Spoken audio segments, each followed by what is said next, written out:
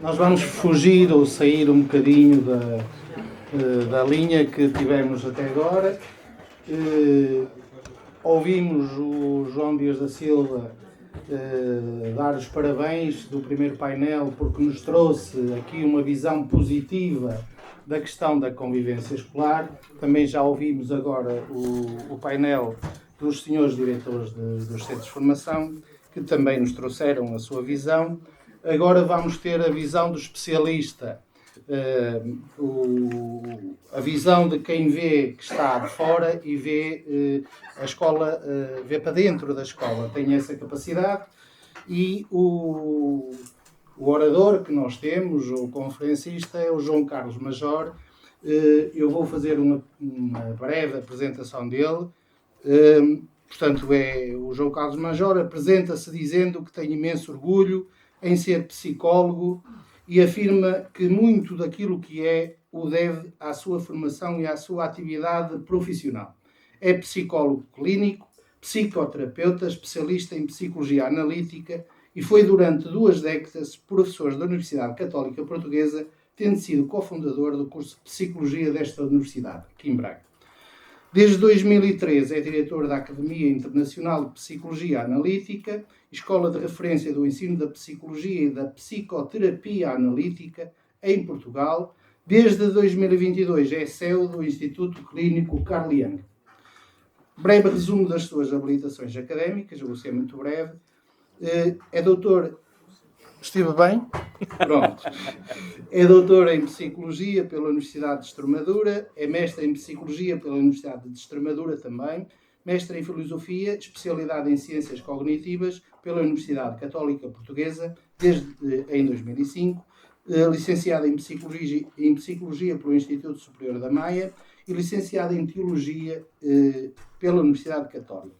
Para mim, o Carlos Major, quem é? O Carlos Major, além de ser um excelente profissional e muito competente, para além de especialista, é um amigo.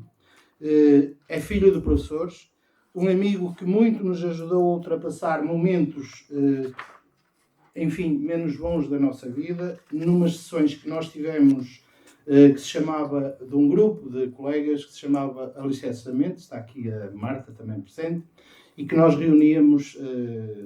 acho que 2 vezes por semana, penso eu, ou 1 vez por semana, durante vários meses, e que este grupo partilhou problemas da vida, problemas profissionais, problemas pessoais, e que, enfim, foi um espaço, de certa forma, onde nós tivemos uma terapêutica e recebemos terapêutica. Este espaço foi disponibilizado pelo Sindicato dos Professores da Zona Norte, e penso que foi uma experiência para nós bastante enriquecedora e bastante... muito boa, pronto, é o que importa. Ajudou-nos bastante, obrigado Carlos, nunca tinha dito agora.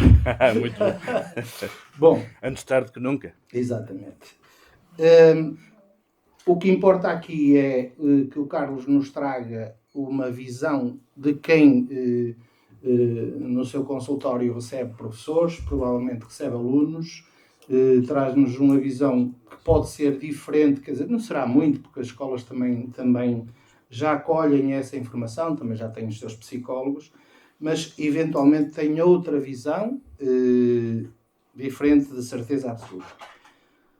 Eu vou adiantar aqui 2 questões. Uma já foi aqui referida, que é, de certa forma, o que é que um psicoterapeuta ou especialista responde à notícia do aluno autista que foi brutalmente agredido na Moita, na escola Fragata do Tejo.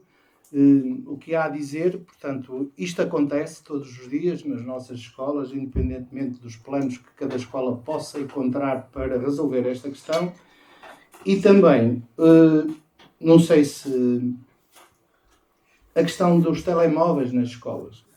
E eu tenho aqui uma observação que diz que a proibição do telemóvel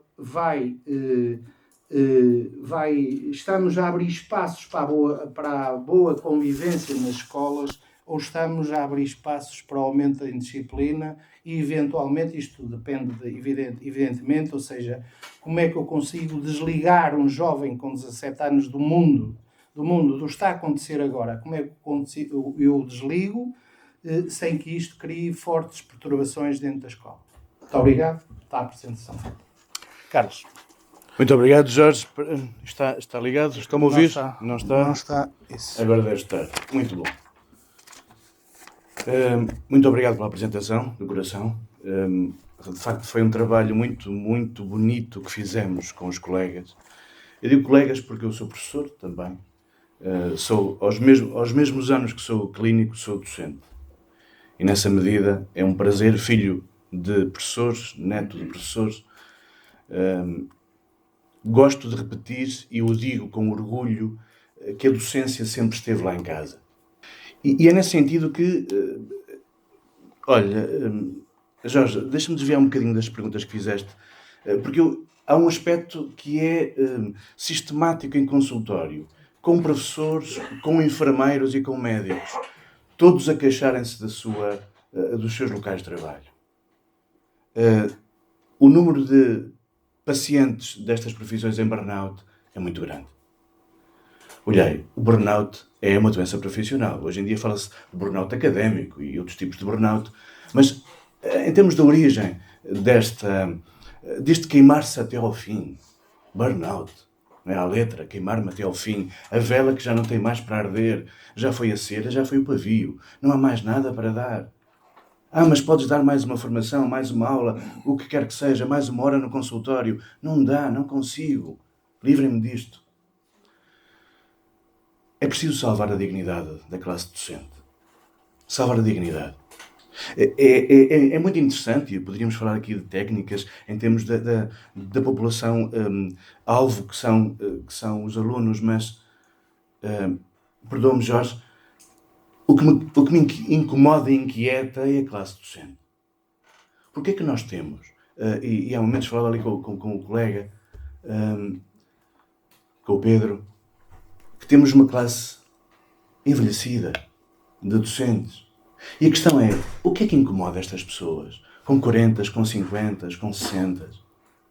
O que é que está em causa neste momento? O que é que as entidades, como os sindicatos, como as associações, como a sociedade civil, o que é que faz por esta classe que, se não for dignificada, e perdoe-me, não está a ser, lamento, está a ser atacada de 1000 formas. Eu vejo docentes que me chegam ao consultório e me dizem: João Carlos, eu quero mudar de profissão, eu odeio o que faço, eu odeio os alunos, eu odeio os colegas, eu odeio-me a mim. Eu odeio-me a mim. Isto não se pode admitir. Nós estamos num limite emocional. O que nos faz, porque depois... Jorge, que os alunos se matem uns aos outros, desculpa-me dizer, isso é antigo. Hoje em dia está mais, vemos mais, mas sempre aconteceu. Então não quero ir já por aí, eu posso pegar nisso, mas como é que estão? Como é que está a saúde emocional, mental da classe docente? Ali o Sr. Diretor de Massiminos, do agrupamento de Massiminos, mencionou exatamente esta necessidade de termos em conta, de salvaguardar isso. Isso é fundamental. Porque podemos sim falar em formação. Claro que podemos falar em formação. Claro que podemos falar em técnicas, em ações, Sim, podemos falar disso tudo. Em qualquer momento, em qualquer altura. Mas quem são esses que têm que dar a formação? Foi muito bonito ouvir dizer que aquela escola que coloca em todas as entradas e em todos os sítios as várias línguas para que todos os alunos se sintam acolhidos. E os docentes que lá chegam? Provavelmente nessa escola sim. Mas eu pergunto-me, e os docentes são acolhidos? Uma paciente minha chega ao consultório a chorar, dizendo-me que tem umas questões emocionais, sim, tem. Está na sequência de um divórcio, depois está numa idade tão terrível, os 47, 48, uma idade de transição. O nível de divórcios, de separações, de amantes e fora de amantes que acontecem nestas idades é incrível. E a senhora chega, tem um historialzinho de baixas médicas, chega à escola, e o senhor diretor faz questão de a chamar. E detrás do gabinete, da secretária, antes mesmo de a cumprimentar, lhe diz: colega, Eu quero aqui para trabalhar. A senhora desfaz-se a chorar, corre da escola e não volta. Eu compreendo perfeitamente o que é que este diretor precisa na sua escola. Eu entendo. Mas onde é que está aqui a convivência? Olhai, o que nos faz humanos é a relacionalidade. Eu gosto de dizer aos meus alunos que nós não nascemos humanos. E posso demonstrá-lo neurologicamente que nós, quando nascemos, somos um sapiens sapiens, um primata, com muitas capacidades, mas não somos humanos. Alguns bípedes humanizam-se mais, alguns bípedes humanizam-se menos, e todos nós temos dias. Todos nós. E se assim não fosse, não existiam guerras. Então a questão aqui é muito simples, o que é que nós fazemos em termos de convivialidade, de convívio, de relação com os nossos docentes? Como é que eles se sentem acolhidos? Quando fizemos aquela coisa extraordinária, os alicerces da mente no contexto do SPZN, quando estivemos ali durante um ano letivo, penso eu, era um grupo terapêutico. Uma colega que esteve, o Jorge esteve comigo, o Pedro, o quão me pareceu importante este tipo de atividade com os docentes. Falou-se bem que os psicólogos nas escolas podem ter um papel burocrático. Eu senti um arrepio, confesso, alguma urticária. Está bem, são psicólogos da educação, esses amanuenses. Estou a ser cínico, claro. Não, o papel do psicólogo, lamento, não é esse. Não pode ser, nem o do docente. Mas deve intervir. Deve estar ali na frente da batalha, porque é uma batalha em curso, não é só na Ucrânia ou na faixa de Gaza. É uma batalha na educação. E se nós não capacitarmos docentes de competências emocionais, não há educação. Não há educação, porque nós educamos como aquele vídeo extraordinário que foi apresentado pelo exemplo. Muito mais do que conteúdos programáticos. É a pessoa do professor. Em psicologia costuma-se dizer que a técnica errada nas mãos do terapeuta certo funciona, a técnica certa nas mãos do terapeuta errado não funciona. Isto é factual. Lamento, é factual. E nas escolas é exatamente a mesma coisa. O que é que distingue o bom do mau professor?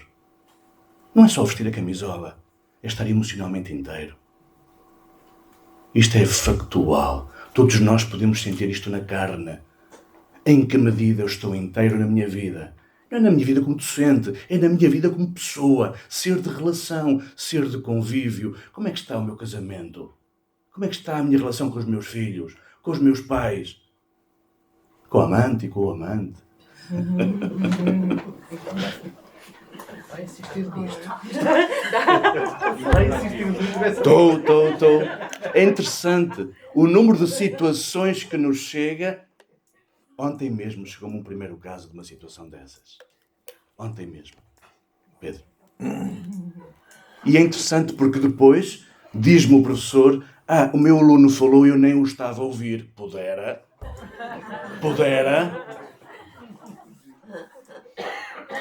E isto é sistemático. Claro que isto é quase anedótico, mas não é só a questão. Não é só essas pequenas coisas. A relação com os pais. Quantas pessoas ainda não cortaram os cordões umbilicais com os seus papás e mamãs? Etc. As questões do sentido da vida, da própria espiritualidade. Onde é que elas se encontram? Quem é que debate isto? Onde é que os professores têm apoio? Os alunos têm que ter gabinetes. Temos que criar condições. Está bem? É muito bonito. É. E os docentes? Porque o número de... Aliás, em Portugal isto é proverbial. Não é? O índice de psicotrópicos que são consumidos em Portugal é assustador. Somos dos países da Europa que mais consomem psicotrópicos.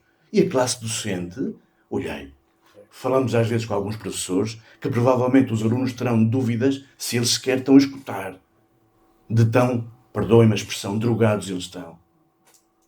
E, evidentemente, depois nos incomoda situações que acontecem no recreio. É óbvio que as crianças estão um bocadinho como estão os adultos.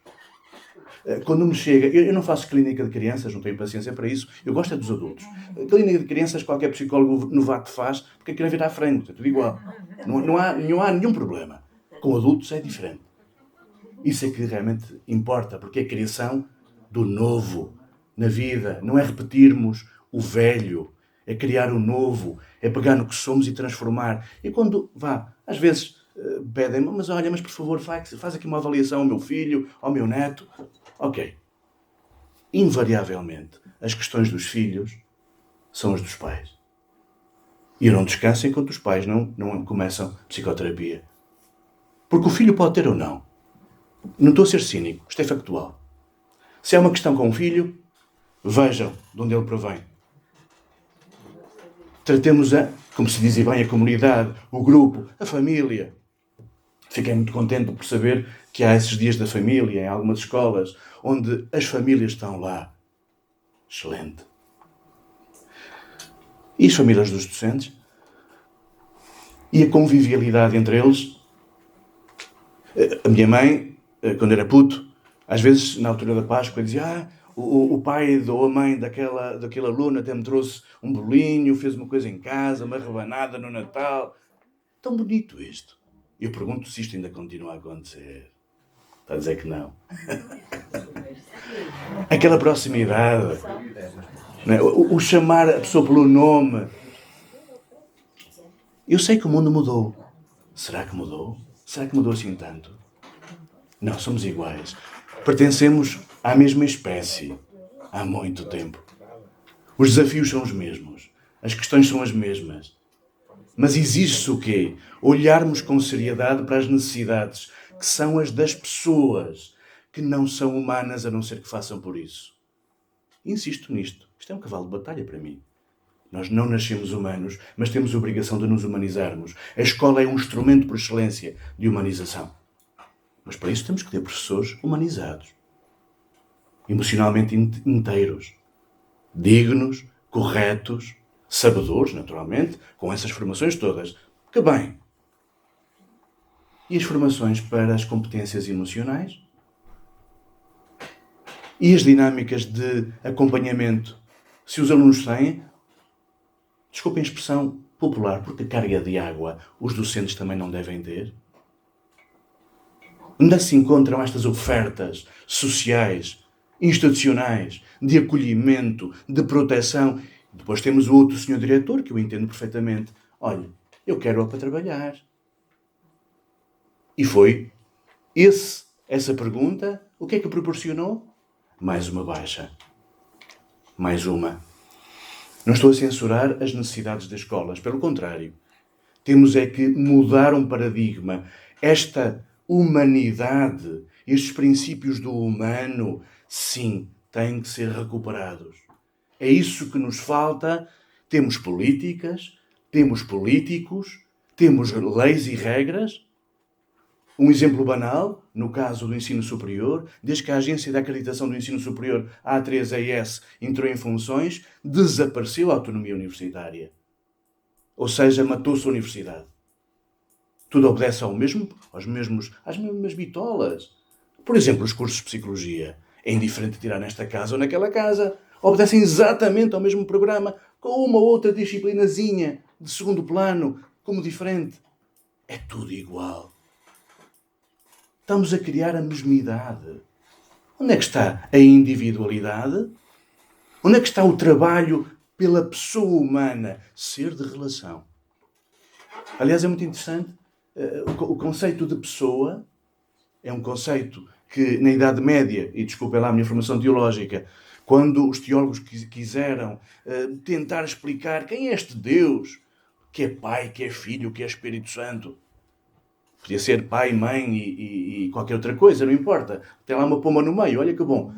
Mas quem é este Deus? E disseram, este Deus só é Deus porque a interação entre as pessoas é tão substantiva, é substancial, é uma relação ontológica. Deus só é Deus. Acreditemos em Deus ou não, não é que está em causa. Mas para os teólogos, Deus só era Deus porque era um ser de relação. Interessante. Provavelmente inventamos um Deus à nossa imagem e semelhança. Então nós somos seres de relação. Onde é que a praticamos verdadeiramente? Onde é que nas nossas profissões cuidamos e zelamos disso? Eu, como psicólogo, semanalmente vou a uma colega conversar sobre os meus casos clínicos, sobre mim próprio. Eu semanalmente me entrego às mãos de uma terapeuta, pouco mais nova do que eu, mas faço. Semanalmente. Vou falar com ela 1 hora. No meu entender, é uma exigência da minha profissão. Que psicólogo clínico eu posso ser se eu próprio não me trabalhar? E os docentes, o que fazem? Só quando descompensam é que vão procurar o psiquiatra após dopar? A questão é esta. O que é que nós fazemos com a classe docente? E sim, agora podemos falar das outras coisas, ditas estas aguilhoadas. Então vá, quais as perguntas? Não, boa. Não, a pergunta, nem sei se isto chega a ser pergunta ou se chega a ser uma solicitação de um comentário breve.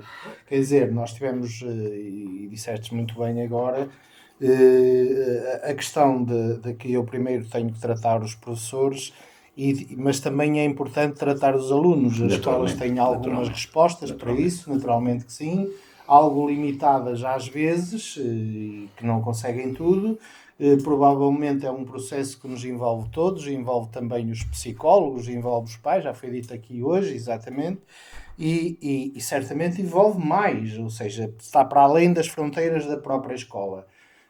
A pergunta era um bocado isto: como é que nós conseguimos perceber que numa escola, neste caso concreto, a violência gratuita e o pontapear no menino, ao fim e ao cabo, eles eram jovens, não sei exatamente a idade que tinha, mas parece-me agressividade a mais para coexistir no nosso tempo, se bem que a nossa sociedade está toda virada ao avesso, mas a verdade é como é que isto se resolve, se é que se consegue resolver, que redes é que nós temos que ter para eventualmente ter uma escola mais saudável, uma escola melhor, como já foi dito aqui, independentemente dos programas que cada uma das escolas e dos caminhos que cada uma das escolas encontra para resolver esta questão. Ok. Jorge, naturalmente há violência gratuita e sempre houve e haverá. É curioso que há um tempo atrás, quando esta guerra, que não sabemos o que é que vai acontecer dela, começou, o bem-intencionado de Guterres teve uma afirmação muito interessante. Como é que é possível que no século XXI existam guerras? O senhor, com toda a sua, com este escândalo, em modo escandalizado, afirmou isto. Ouvi aquilo e pensei, bom, o que é que tu sabes do que nós somos? O ser humano é um bichinho.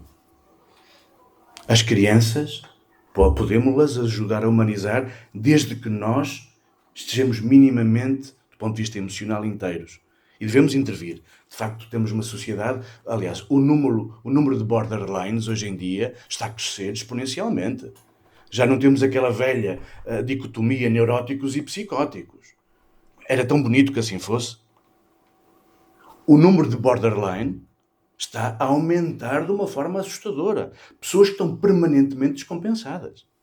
O psicótico, enquanto não descompensa, ele está saudável. O neurótico, enquanto não descompensa, está saudável.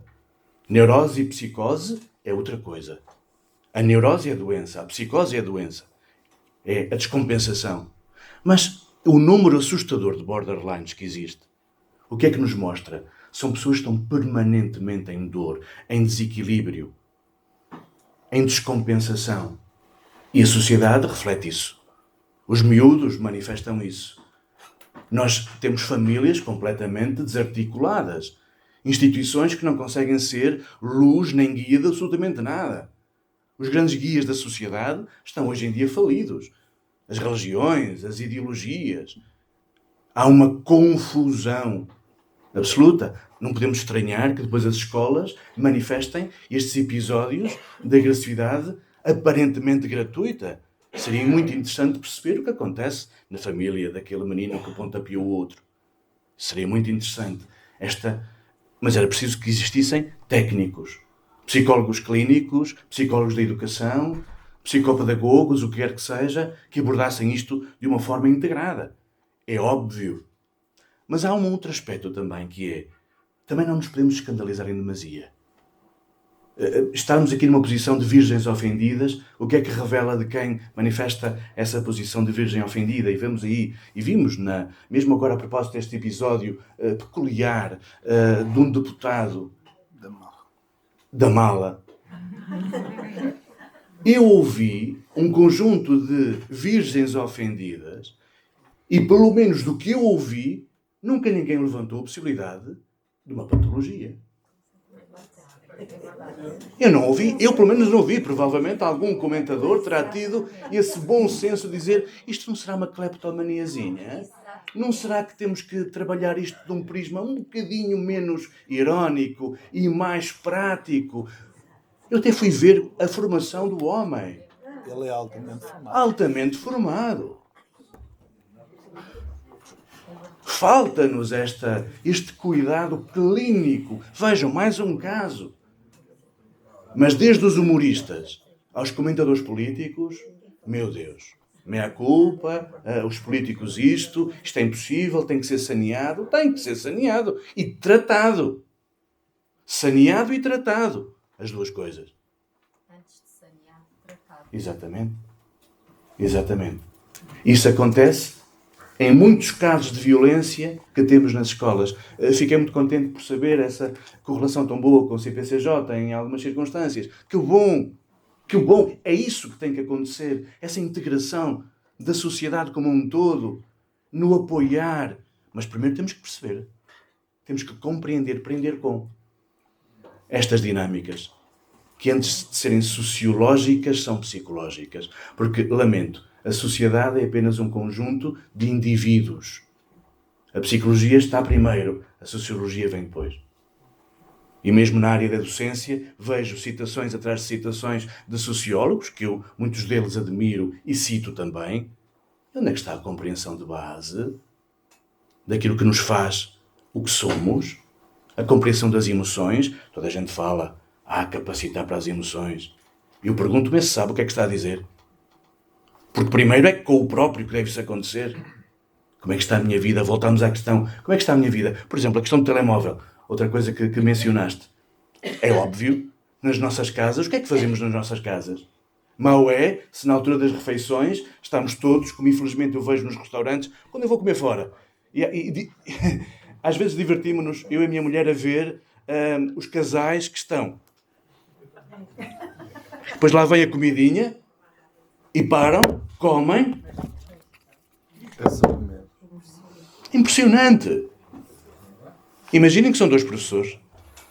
Na segunda-feira, quando forem para a escola, vão estar muito felizes e contentes. Ou ressabiados. Eu detesto a palavra ressabiado, mas adoro. Porque mostra muito bem como algumas pessoas estão nas suas profissões. Ressabiados. E temos que terem atenção a isso. Sim, a questão dos telemóveis na escola é fundamental. Pensemos o que fazemos nas nossas casas. O que fazemos nas nossas casas. E talvez seja um bom exemplo do que não devemos fazer, por exemplo. Ou fazer, se tivermos essa sorte e bom senso.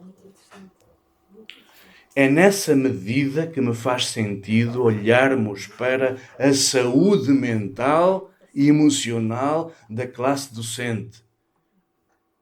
E lanço este repto para os diretores de escola, para os sindicatos, para quem tem responsabilidade nestas áreas, ter isto em conta. Formar, que bom. Sim, formar, está bem.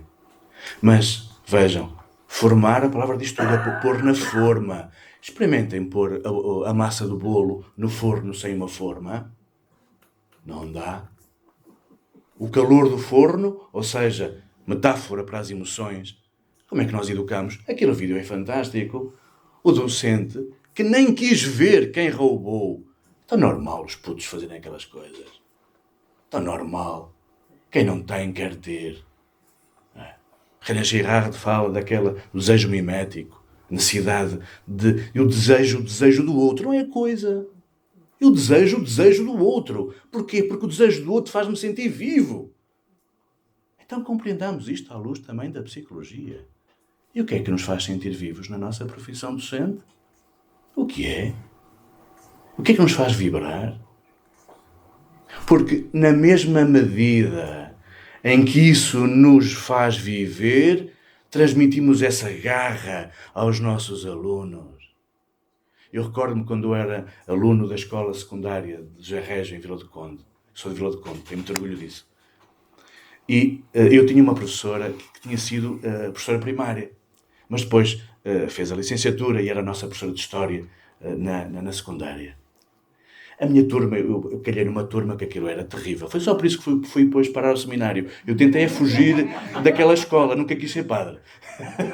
Muito honestamente, falando ali aos colegas, foi só por isso. Então, está explicado porque é que este fulano foi para a teologia. Foi só por isso. É uma razão válida, certo?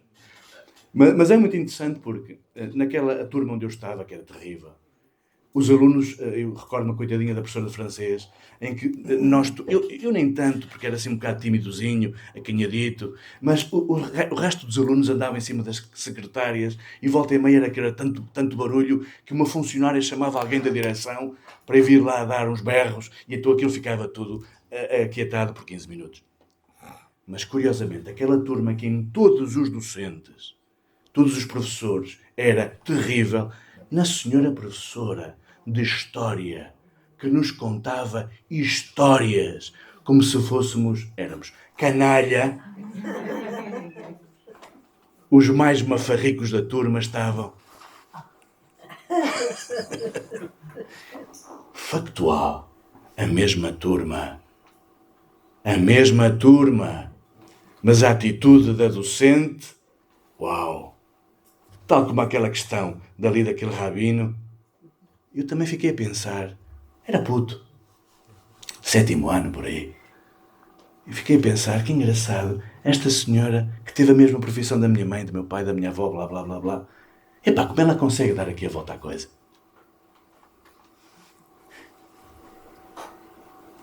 Cada um de nós faz a diferença. Mas temos que fazer a diferença primeiro para nós próprios. Por nós mesmos. Começar na nossa família, na nossa célula familiar. Como é que está a nossa casa?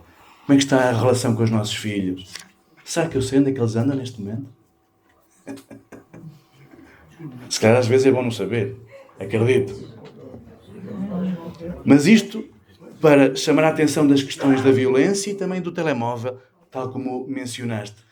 Eu não quero subverter o que me perguntas, mas se não dermos um passo atrás, meus amigos, não damos passo nenhum para a frente. Muito bem.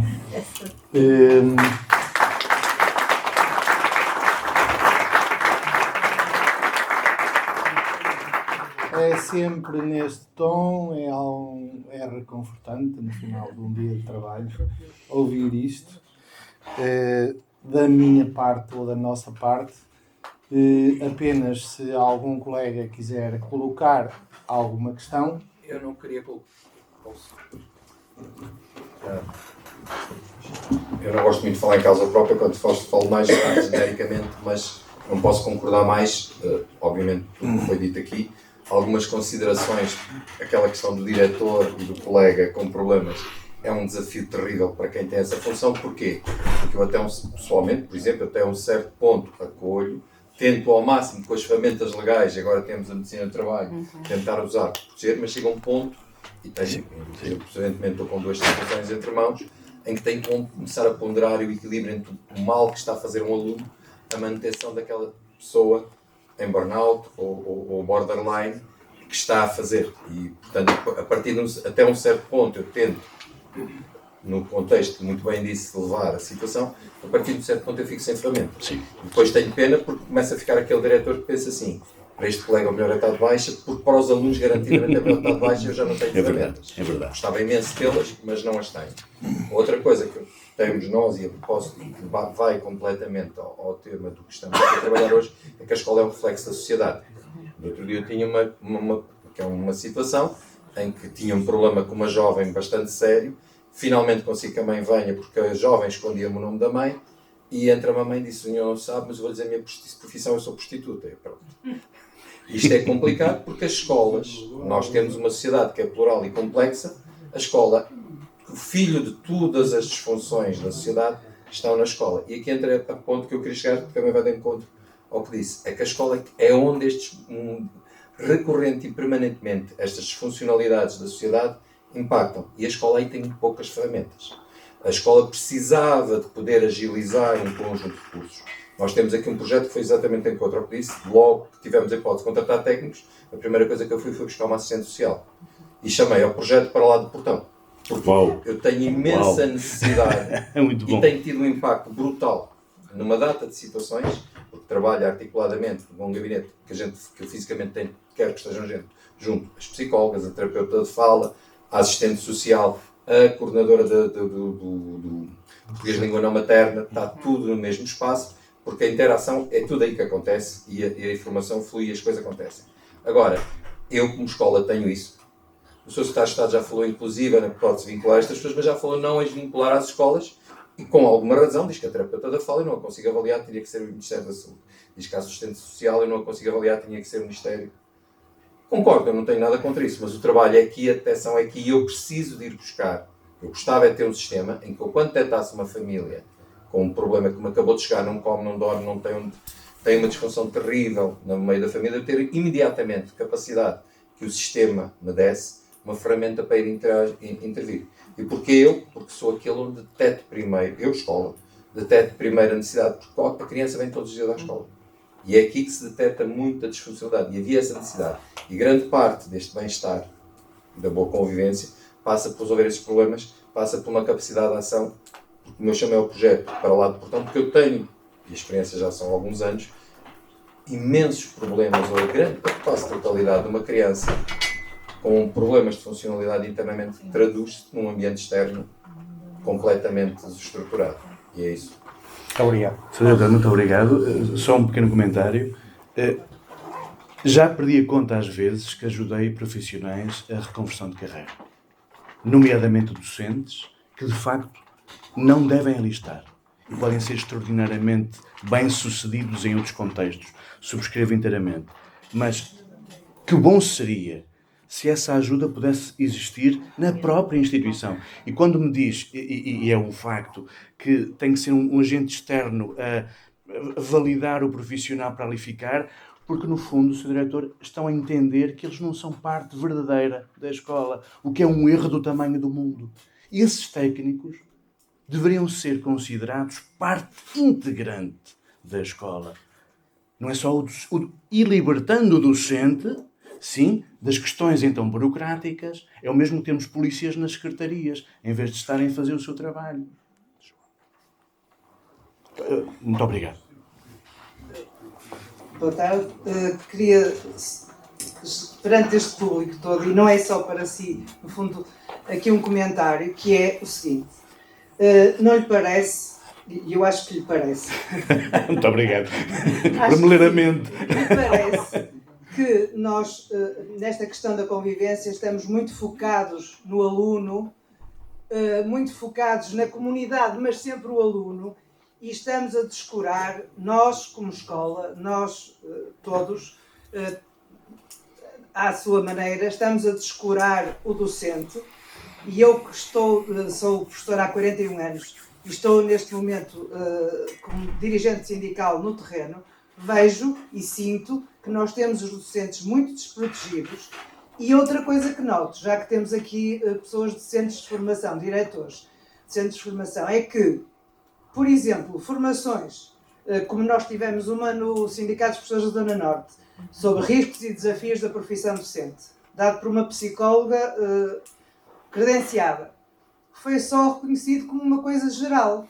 E eu acho que esse tipo de formações seria essencial, como sendo para toda a gente, é transversal. Os professores precisam desse tipo de apoio para que possa haver uma boa convivência e para que eles possam ajudar a humanizar os alunos. Em geral, foi para todos. Não foi? Sim, é para todos, é de caráter geral. Não é Pois. para todos. Acontece que por imposições da tutela, os professores tinham que fazer 25 Sim. horas de formação específica, 25 horas de 55. formação geral. Ora, eu acho que generalizar muito estas questões de riscos e desafios da profissão, da convivência, das competências emocionais, deveriam ser Devia ser considerada devia específica. ser considerada específica, porque é específica. Eu sou professora de inglês e alemão, mas para eu ser uma boa professora de inglês e alemão, eu tenho que ter todo o outro lado. E mesmo quando essas formações são dadas, muitas vezes é sempre na ótica do aluno, das ferramentas que o docente tem que ter para e as que têm a ver com a sua vida, com as suas questões. E então isso é que está muito mais descurado ainda. Sim, mas leu-me bem o pensamento, antes, talvez valha a pena fazer uma reconversão profissional. Estou a brincar consigo, não leva a mal. Se fosse só mais uma intervenção, então. O dia vai longo. O dia vai longo, exatamente. Peço desculpa Último, por força. aumentar aqui um bocadinho o tempo, mas vou tentar ser breve e bem sucinta. Eu estou cá em representação da CONFAP, por isso não sou docente, sou da área da saúde e efetivamente agradou-me perceber que nesse ponto é transversal, estamos todos no mesmo patamar e se calhar por aí é que me identifico tanto com a educação, porque estamos efetivamente todos no mesmo patamar.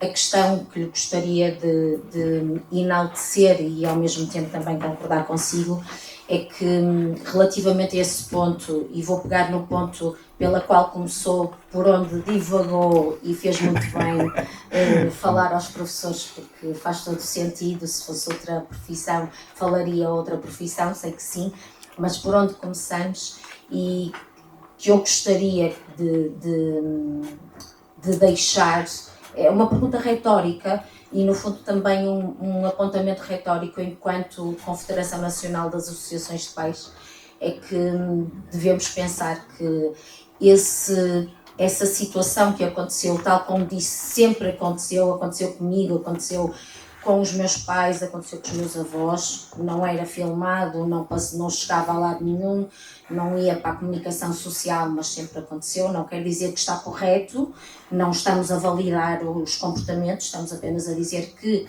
sempre aconteceu, mas também temos que pensar, não é só ali, não é só reprovável o comportamento, mas também é reprovável e deveríamos analisar exatamente aquele ponto que pegou. O que é que se passa com aquela criança que teve aquele comportamento agressivo para com a criança autista?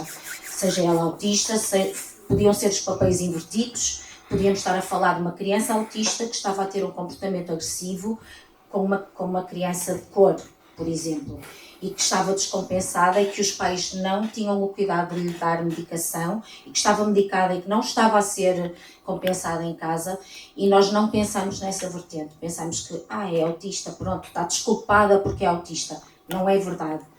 Estamos todos no mesmo patamar, estamos todos temos direitos e deveres, independentemente da nossa situação enquanto cidadãos. É um bocado como diz, todos nascemos homo sapiens e depois vamos nos formando como pessoas, independentemente daquilo que possamos vir a ser no futuro.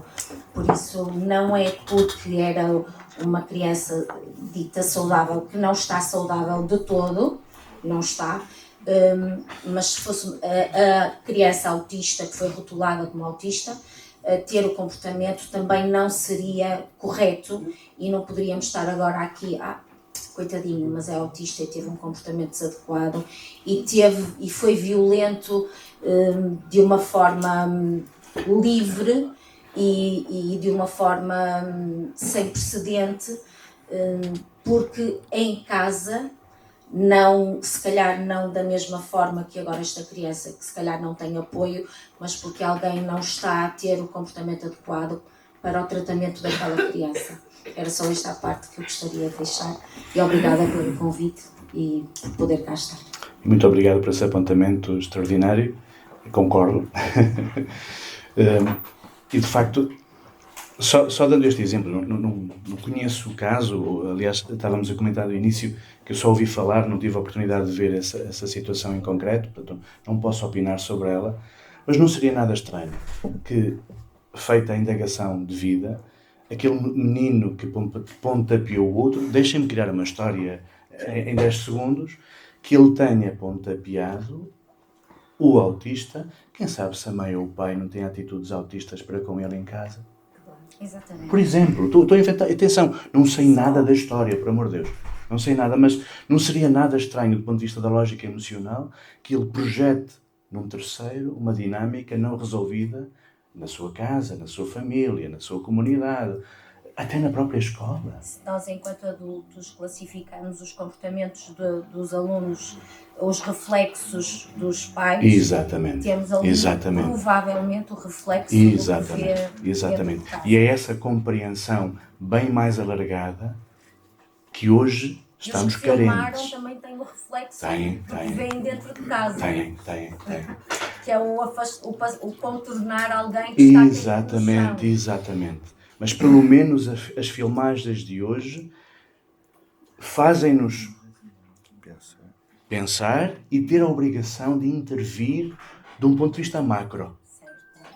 Hoje ninguém pode dizer, ok, não sei, temos que fazer diferente. Sindicatos, associações de pais, há uma obrigação social de nos humanizarmos. Voltamos à questão. Muito bem.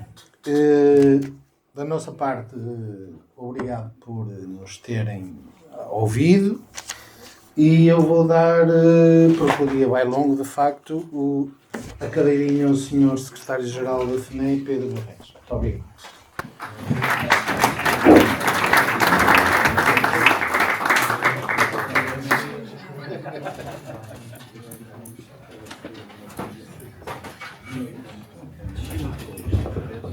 Eu tenho mesmo que tentar ser breve, a vontade não era muita, mas a necessidade assim o obriga. E agora imaginem se a Maria Jesus Carvalho dizia, coitada, que era a última, imaginem agora a minha parte, tendo que, muito apressadamente, tendo em conta a hora, fazer esta sessão de encerramento. É evidente que neste tipo de reuniões há palavras obrigatórias e a palavra principal é o obrigado. Obrigado a todos, aqueles que estiveram aqui deste lado a partilhar aquilo que são as suas experiências, aquilo que são as suas ideias, aquilo que é a sua vivência, a sua experiência. Um primeiro e especial obrigado ao João Andrade pela disponibilidade para nos ceder estas instalações e a forma como também nos acolheu. Ao João Graça, que já não está aqui entre nós, ao Paulo Antunes, à Maria Carvalho, diretores de agrupamentos e que têm sempre, o João dizia na sua intervenção, na questão que colocou, elogiava de certa forma aquilo que era o papel positivo, a leitura que fazem também daquilo que tão bom se faz nas escolas e que infelizmente o que passa através da comunicação social são os tais pontapés, são as tais agressões, é a parte má da escola e falta haver esse espaço para que o que é positivo também tenha lugar e também possa ser dado a conhecer publicamente, porque todos nós sabemos diariamente isso, é certo e sabido, é muito mais aquilo que positivo vai acontecendo diariamente nas escolas do que os episódios negativos. Agradecer também à Sandra Dias, à Maria Manuela Nunes, à Ana Paula Moreira Vilela, diretoras dos centros de formação, por aquilo também que nos trouxeram, pela experiência, não só do ponto de vista histórico, mas também aquilo que são as necessidades identificadas para cada um dos públicos que os solicitam. É evidente que têm uma determinada resposta a dar, tendo em conta aquilo que são as necessidades identificadas também pelas próprias escolas e que vão variando e, portanto, salvo erro, acho que foi a Maria Manuela Nunes que referia que no caso concreto da conviabilidade é necessário saber em concreto e programar e planificar algo para dar resposta àquela necessidade. Ou seja, não é uma formação pontual, não é um amontoar, sejam elas as formações com 15 formandos online ou com 24 ou 25 presenciais ou o que for, importa é que essa formação resulte e, portanto, que cada um que a frequenta, cada um que a realiza, mas também até do ponto de vista daquilo que é o papel de cada um dos centros de formação, que possa ser atingido e ser dada resposta a esse objetivo. Eu recordo que nós já há muito tempo atrás, e foi uma ideia do João Dias da Silva, era o João Dias da Silva, secretário-geral da FNE, em articulação com o projeto com a Unileia e com a Universidade Aberta, fizemos uma formação relacionada com gerir conflitos escolares. Era uma formação online, foi uma formação feita, curiosamente, não sendo assim tão curioso, mas foi feita com base numa pesquisa que foi feita junto das escolas, tendo sido feito aos diretores das escolas, aos professores e aos educadores, um conjunto de perguntas que foi através dessas perguntas que foi construída essa formação. Não se falava tanto como agora se fala destas questões, muito relacionadas também com os processos migratórios e a quantidade de alunos que temos nas nossas escolas para os quais não estamos preparados, ou seja, nós num espaço de 4 anos o nosso sistema educativo passou a ter cerca de mais, não sei agora o número certo, mas os milhares de alunos com diversas proveniências e para os quais nem professores, nem pessoal de apoio educativo, nem diretores, ninguém estava verdadeiramente preparado para responder a isto e mais uma vez, à semelhança do Covid, conseguimos dar essa resposta dentro daquilo que são as nossas possibilidades, mas isto, e o João Carlos Major trouxe-nos aqui nesta parte final algo que, para quem não o conhece, para quem nunca o ouviu, pode causar uma determinada reação. A mim, que partilhei com ele muitas noites de sexta e de sábado, na altura de Covid, em que nós fizemos precisamente este programa, este projeto de Alicerces da Mente, para permitir aos professores, numa fase muito complicada das nossas vidas, poderem estar em contacto e partilhar, isso foi muito rico. Mas eu recordo que nessa formação foi dito algo que importa também nós todos podermos assumir e reter, porque isso passa muito pela nossa capacitação, por assumirmos também a nossa responsabilidade, que é o saber dizer não. Genericamente, nós não sabemos dizer não. E muita da pressão que nos é colocada, mesmo em termos daquilo que é o convívio entre todos, resulta muito na nossa incapacidade do não saber dizer não.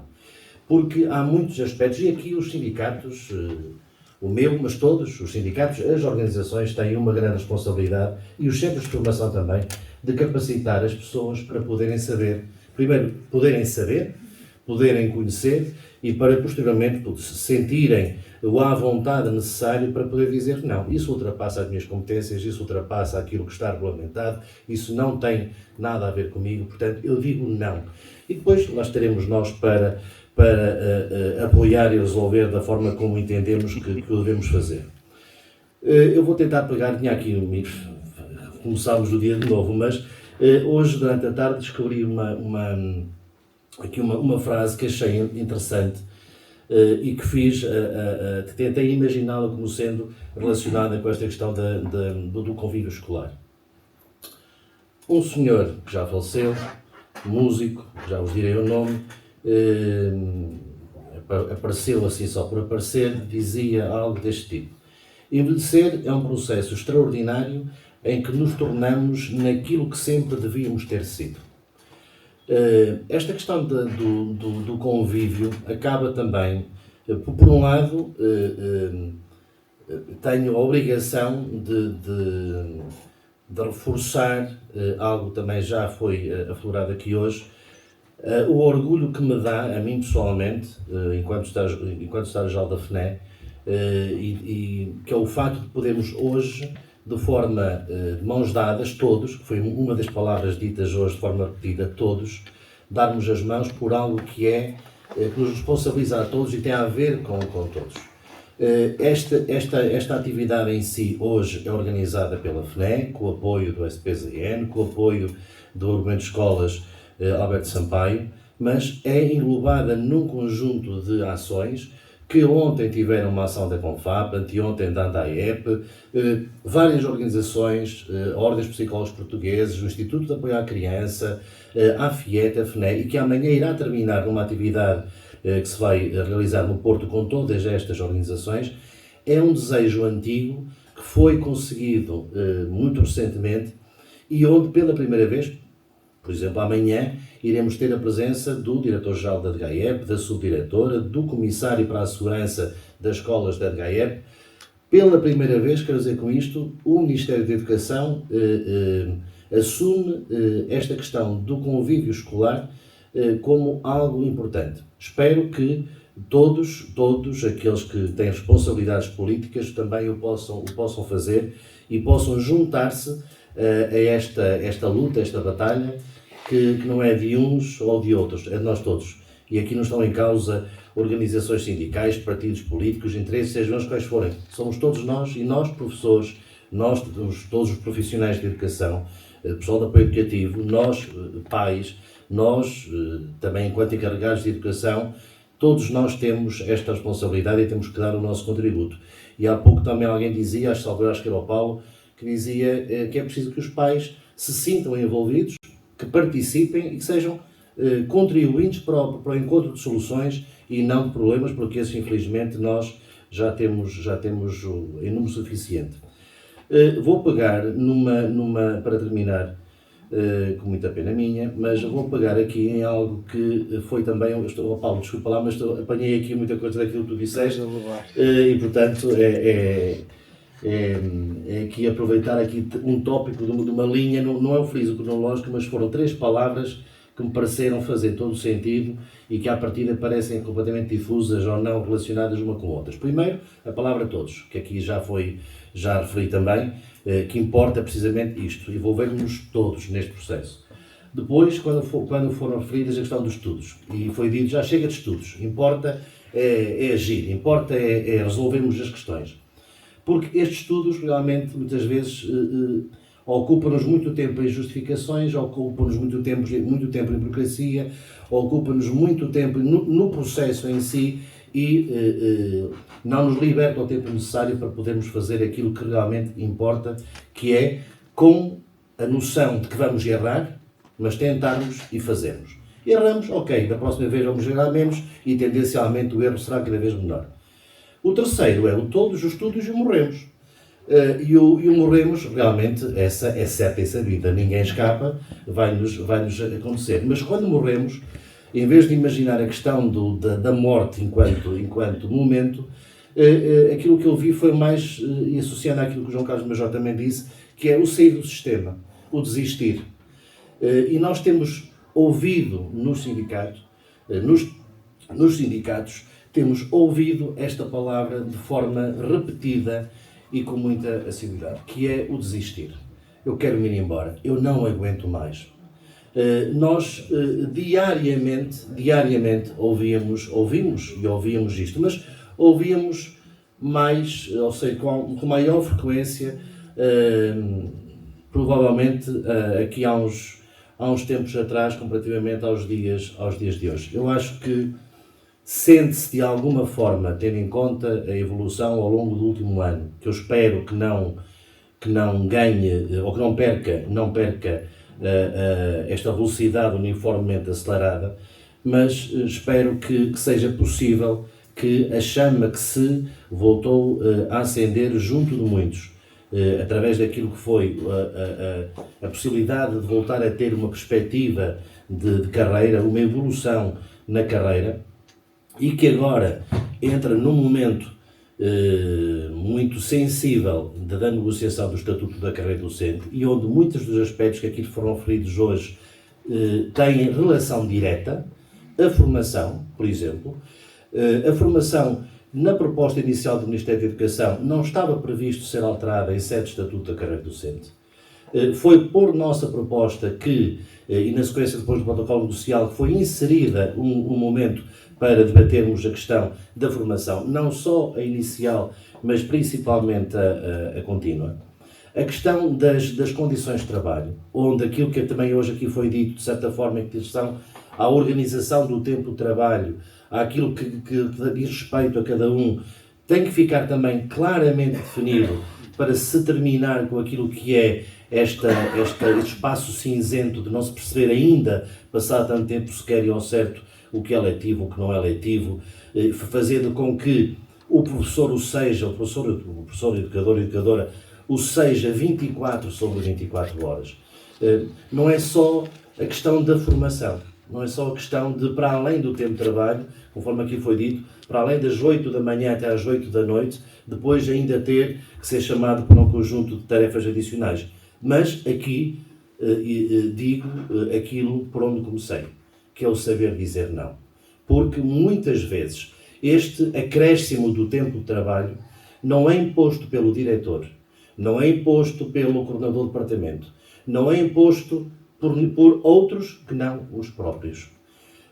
E se o que o João Carlos Major dizia que é casado, que é filho e neto de professores e casado com uma professora, eu também sou casado com uma professora e todos os dias lá em casa há um bocadinho de problema, porque é necessário, pelo menos da minha parte, chamar a atenção para aquilo que é o tempo que cada um por si opta por gastar para fazer algo que não devia estar a fazer.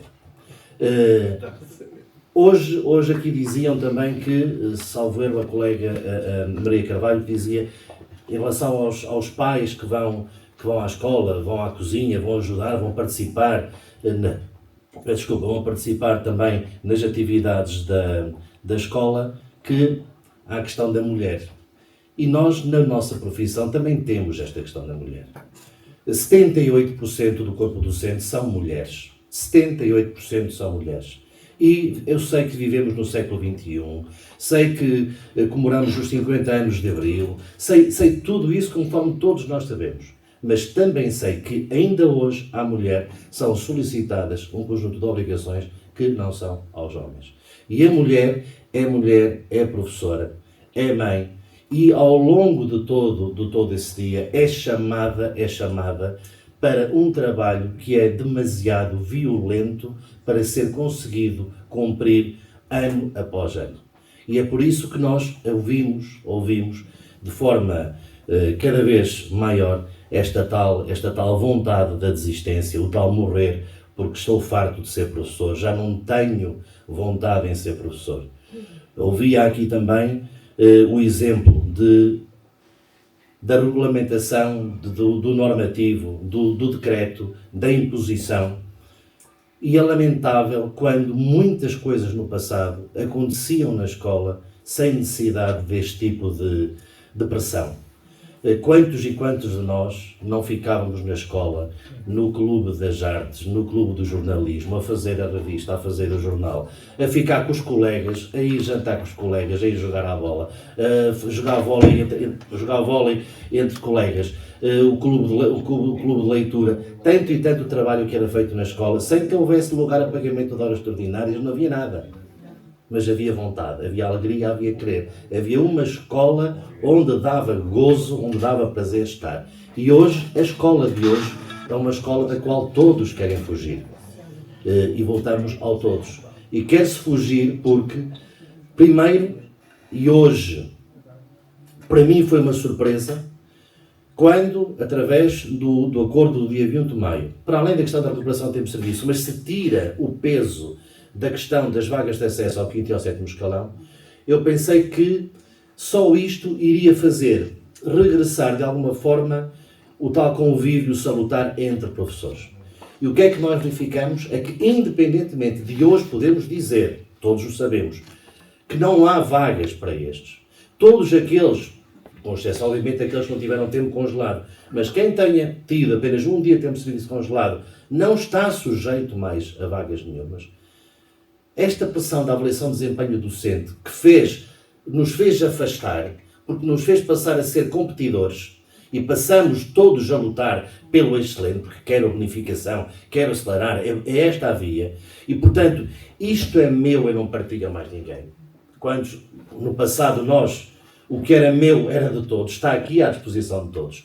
O trabalho colaborativo só não ganhou uma dimensão ainda pior, de prejuízo, porque houve um Covid que nos obrigou a dar as mãos e a apoiarmos mutuamente. Não fosse isso, hoje o cenário seria bem pior.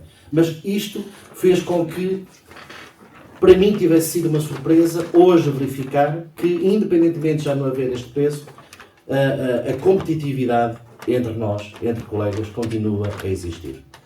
E, portanto, aquele espaço que hoje foi dito como sendo um laboratório, como sendo um espaço informal, mas que também é um espaço de formação chamado Sala de Professores, felizmente conseguimos regressar ou recuperar parte desse espaço, porque há uns meses atrás, há 1 ano ou 2 anos atrás, este espaço pura e simplesmente era inexistente, era um espaço vazio, não havia sequer contacto entre colegas. Era chegar à escola, dar aula e vir embora. E ainda para mais agora, que os livros de pontos digitais, nem sequer a necessidade tínhamos de entregar o livro de ponto ou levar o livro de ponto às salas de professores. Portanto, este espaço e este viver a escola é muito interessante para que este convívio possa também voltar a ser aquilo que já foi em tempos. Colegas, muito obrigado pela vossa presença, muito obrigado por tudo. João, mais uma vez, muito obrigado e até uma próxima. Obrigado.